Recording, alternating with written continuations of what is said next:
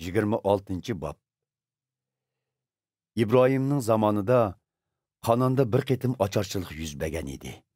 Keyin yana bir qitim ocharchilik bo'ldi. İshaq Gerar shahridagi Filistinliklarning podshohi Abimelekning oldiga bordi. Parvardigor İshaqqa ko'rinib, uningga mundaq dedi: "Sen Misrga bormay, men tur degan joyda turib qol.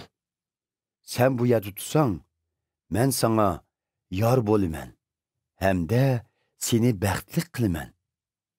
Men bu zeminni sana va sening avlodlaringga taqdim qilaman. Otang İbrahim bilan tuzgan aqdamda ching turaman.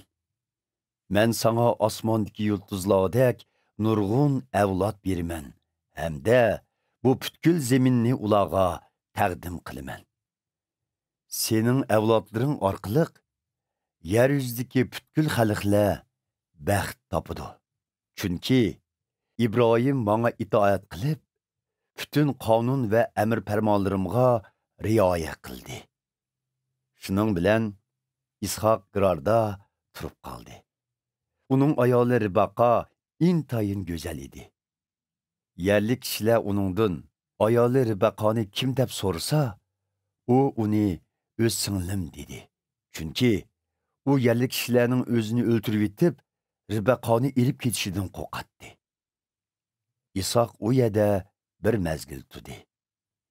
Bir kuni Filistinliklarning podshohi Abimelek derazadan sirtqa qarayotganda İshaqning Ribaqa bilan quchoqlashayotganligini ko'rib qoldi. Podsho Abimelek İshaqni chaqirtib uningdan: "U sening ayoling ekan. Nima uchun uni singlim degan eding?" deb so'radi. İshaq javob berib: "Agar men uni ayolim degan bo'lsam, uni ilish uchun sizlarning meni o'ltirib etishinglardan qo'rqqan edim" dedi. Abimelek uningga: "Bu nima qilganing? Agar xalqim ichida biri sening ayoling bilan bir o'rinda yotgan bo'lsa, sen bütün xalqimizni gunohga tiqqan bo'larding" dedi. Ondan podsho Abimelek o'z xalqiga buyruq tushirib, kimda kim bu kishiga yoki ayoliga chiqilsa, jenidan judo qilinadi dedi. İshaq u yerda dehqonchilik qiladi. Parvardigor uningga barakat bergashga, u yili birga 100 hassa hosil oldi. U bag'on siri ro'naq tepib, katta boy bo'ldi. Filistinliklar uning nurg'un qo'y qola podlari va qullari borlig'ini ko'rib, uningga hasad qilishga boshladi. Shunga ular uning otasi İbrahim hayot vaqtida chakarlarga qazdigan quduqlarni to'pi bilan tindirvatdi. Keyin Abimelek İshaqqa: "Sen bizden küçüyüp kettin, devletimizden çıkıp ket" dedi. Bunun bilan İshaq u yerdan ayrılıp, Gerar jilg'isiga berib, u yerga o'rinlashib, bir mezgil turdi. İbrahim hayot vaqtida bir muncha quduqlarni qazdigan edi. Biroq u olamdan o'tgandan keyin Filistinliklar uning hamma quduqlarini to'pi bilan tindirvatgan edi. İshaq ularni qayta qazdirib, yanali dastlab otisi qo'ygan ismlari bilan otidi. İshaqning chakorlari Gerar jilg'isida bir quduq qazib, suv topdi. Biroq Gerarning podishilari İshaqning podishilari bilan majra olishib, hammasi "Bu bizning suyimiz" deyishdi. Shunga İshaq u quduqni Asak, Majra deb otidi. İshaqning chakorlari yana bir quduq qazgan edi. Ular yana bu quduq uchun majralashdi. Shunga İshaq bu quduqni Sitna, o'chmanlik deb otidi. İshaq u yerdan ayrilib, yana bir quduq qazdodi. Bu qitim majra chiqmadi. Shunga u bu quduqning ismini Rehobot, Azodiya deb otidi.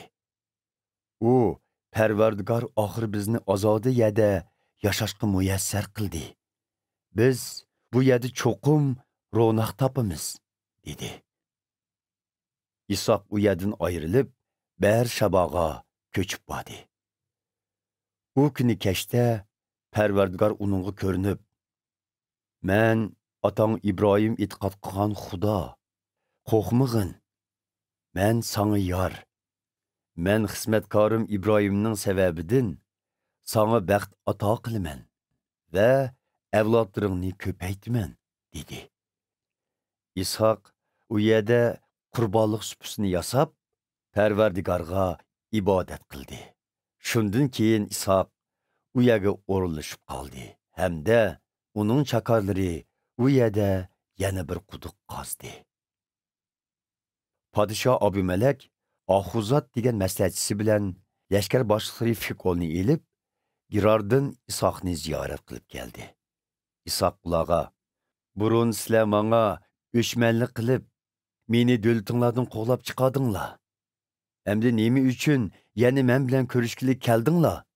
dedi. Ular javoban, "Biz Parvardigorning sanga yor ekanligini bildik. Shunga biz bir-birimizga qasam berib, kelishim tuzsak bo'g'dak. Biz sanga ziyon zahmat yetkazmagandek, seningmi bizga ziyon zahmat yetkazmaslikka va'da berishingni talab qilamiz. Burun biz sanga hamisha yaxshi muomala qilib, seni u yerdan omon eson ketkizgan edik.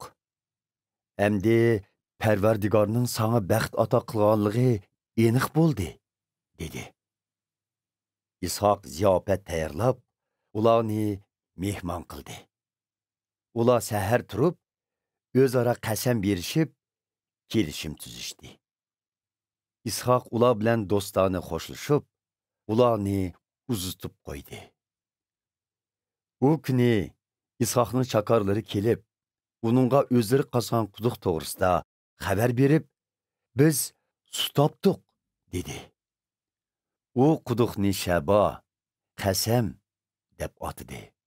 Shunga u shahar hozirgacha Ba'ar Shaba, qasamlashgan quduq deb atilib kelmoqda. Asov 40 yoshida imonsiz xitlardan 2 qizni xotinlikqa oldi. Bu 2 qiz Ba'arning qizi Yudit bilan Elonning qizi Basimat edi. Ular İshak bilan Ribaqaning aromini qo'ymadi.